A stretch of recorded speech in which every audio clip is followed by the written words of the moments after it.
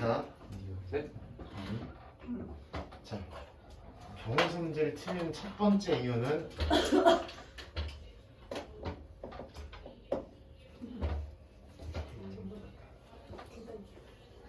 두 번째는 이거 두 가지. 솔직히 지금? 화장실 가는 거. 안돼. 지금 좀만 킁킁해. 아니, 내가 움직이는 좀만 들어오도 이렇게 해. 알았지? 예. 첫 번째 뭐라고요? 중복이요. 두 번째 누락. 누락. 이거랑 똑같은 얘기죠, 그렇죠? 네. 뭐 하는 게 있으면 겹치는. 겹치는 게 있으면 똑같은 경우를 여러 번 카운팅하면 당연히 답이 다르죠. 많이 나오겠죠, 그렇죠? 나 많이 또한. 먹는 거야. 이 상황에 부합하는 얘긴데 내가 분류를 하거나 진행 상황에서 누락 빼먹은 내 20만 원. 게 있으면 당연히 답이 적게 나오겠죠.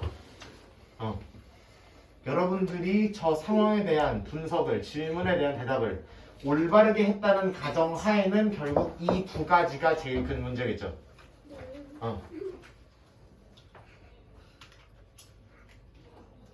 즉 이거는 저 질문을, 상황을 어느 정도까지 인지는 했는데 그거를 뭐 하는 과정에서 분석하고 재배열하고 재해석하는 과정에서 오류가 생겼다는 얘기죠, 그렇죠? 네. 오케이? 여기서 오류가 생긴 거고요. 그 다음에 사실 저는 근데 조금만 문제가 어려워져도 이게 가장 많다고 보는데 뭐냐면은 저 분리에서 오류가 생기는 경우입니다.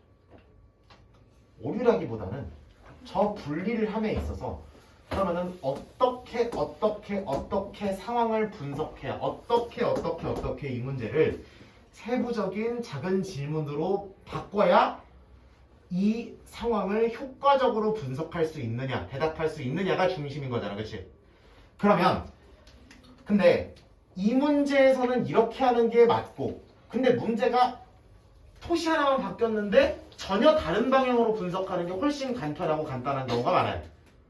그 전에 했던 얘기가 전혀 통하지 않거나 문제가 너무 복잡해지거나 이래지는 경우들이 있다. 예시를 들면 이웃하라는 문제랑 이웃하지 말라는 문제가 있겠죠. 학교에서 나갔냐 안 나갔냐? 나가지 않는. 아직 안 나갔어요? 끝났는데 저희? 저희 진도는 끝났어요. 뭐 아시는 분들은 아시겠지만 뭐 중2 때도 학렬 경우에서 하긴 하니까 했었어요. 네. 이웃하라는 거 이웃하지 말라는 거 사고방식이 아시는 분들은 아시겠지만 전혀 다릅니다. 그러면은 이거의 관점을 여기다가 똑같이 적용하려고 하면 토시 하나 바뀐 건데 문제가 너무 어려워져 버려요. 너무 복잡해져 버리고 너무 많은 케이스 분류와 너무 많은 생각할 것들이 필요해져 버린다. 즉 우리는 어떤 질문을 어떤 순서로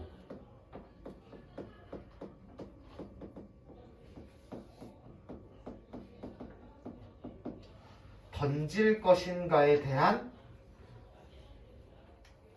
고찰이 좀 필요하겠죠.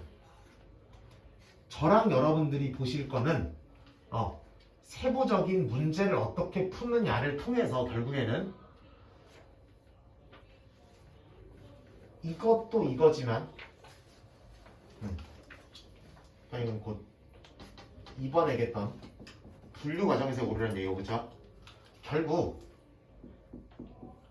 1번 저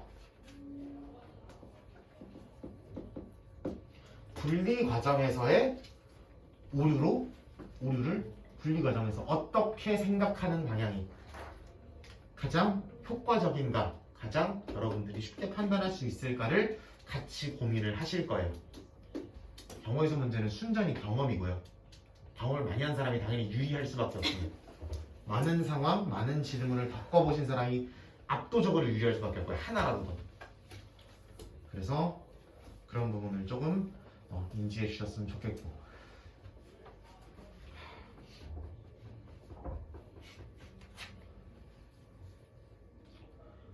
그리고 당부 말씀을 하나 드릴 건데,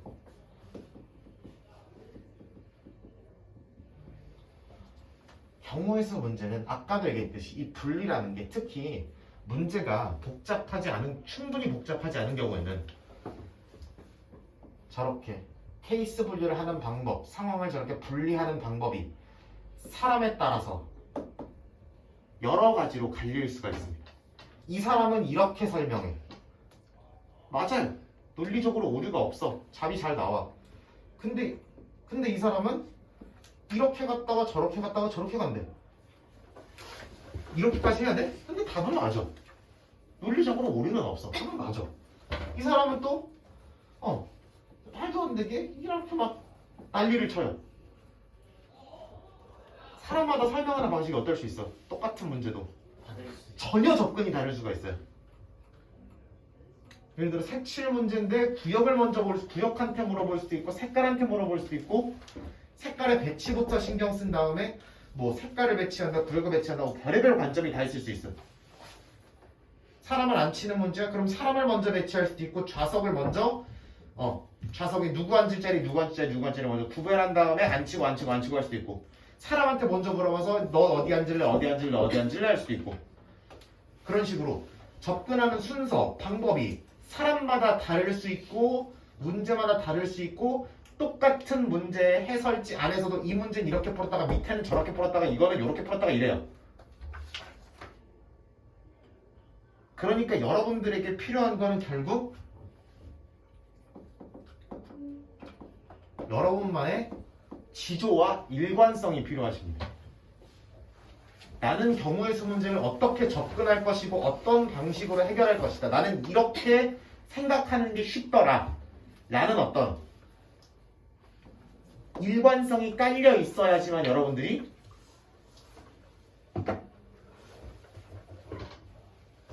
경우의 수 문제를 접근할 수가 있고 맨날 해설지 보고 질문한다고 해서 여러분들이 그 문제를 그 나중에 또 풀 수 있을 거라는 장담이 안 되는 친구입니다. 여기 단어는.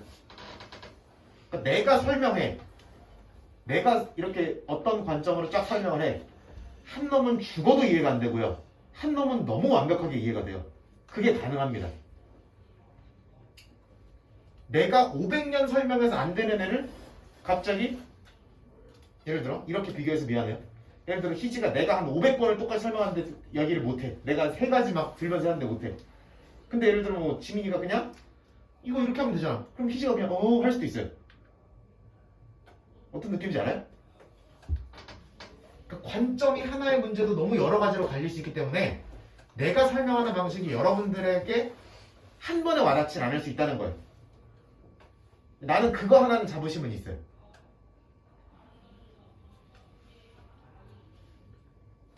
내가 나름대로 연구를 했고 내가 생각하기에 내가 받아들이기에 이 방식이 가장 보편적으로 인지하기 쉬운 방향이라고 생각하는 걸로 수업을 할 거예요.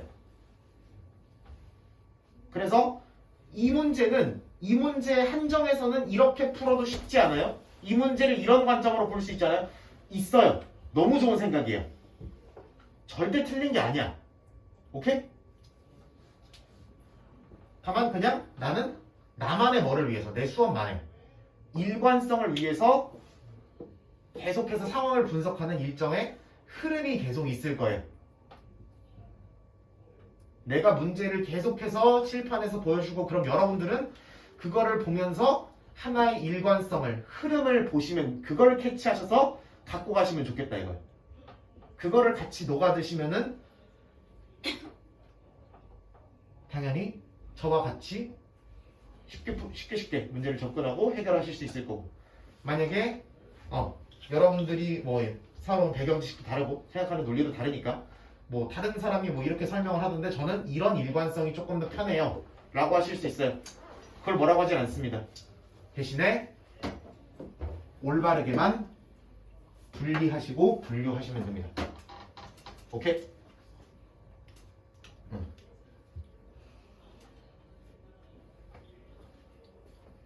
와, 15분 남았다.